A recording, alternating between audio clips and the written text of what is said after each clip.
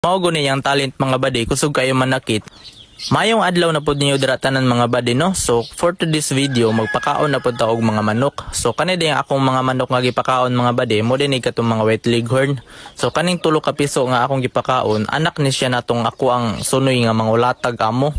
So sa lima ako nga gipalumluman sa Bisayang manok mga badi, tulo rag yung tawin ni pusa. So diring dapita mga badi, kanina pong dagong atong bakanon. So kaning sunoy amo ni katong amahan natong tulo ka mga piso. Mao guni yang talent mga badi, kusog kayo manakit, murag katong inyong mga ex ba. Pagkahuman ninyo gihatag ang tanan, igo ra mo pasakitan. Agay, sana all. Bitaw mo guni among banding diri kada buntag mga badi, kada pakaon ako ani niya, magkulatahi sa me. Kay grabe kayo, musukol mangud siya og amo gud. Isog mangud kuno siya. Nakunahuna nagugo nga ako dagon ng gitari kay para matagam, pero pasalamat siya kay di man ta sugarol, di ta kabalo manare. So paglingi din ako diri sa kilid mga badi, na day itlog. So kaniding itlog ang mga badi, fertile ni siya kay na may sunoy. Pwede ni siya panumluman.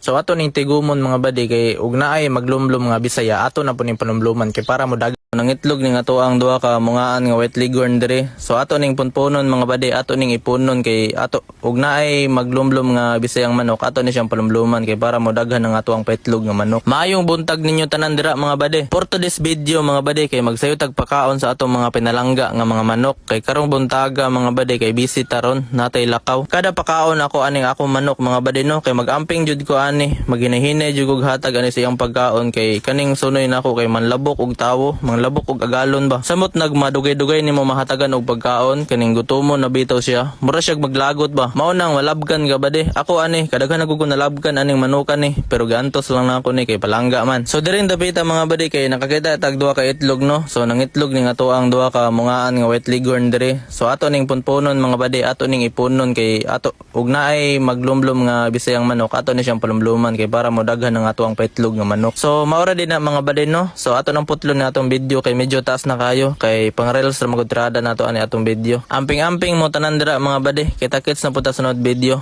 Padungagan na unta atong tulo ka episode dito nga white leghorn mga badi.